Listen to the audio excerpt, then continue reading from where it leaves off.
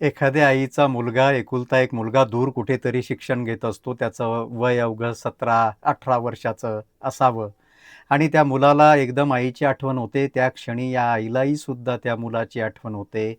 आईनं त्या मुलाला फोन करावा आणि त्या मुलानं हसत-हसत म्हणावं, "तुझी आठवण मला आत्ताच झाली होती आई." आणि हा संवाद होतो.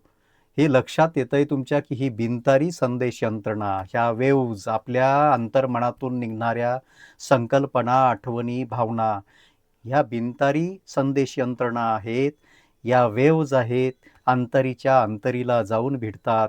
म्हणून पॉझिटिव्ह द्या. मुलं पॉझिटिव्ह व्हायला लागतील.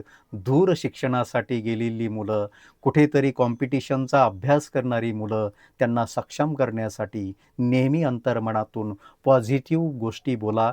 ते पॉझिटिव्ह व्हायला लागतील आणि त्यांच्या जीवनामध्ये बदलसुद्धा पॉझिटिव्ह आपल्याला दिसायला लागेल.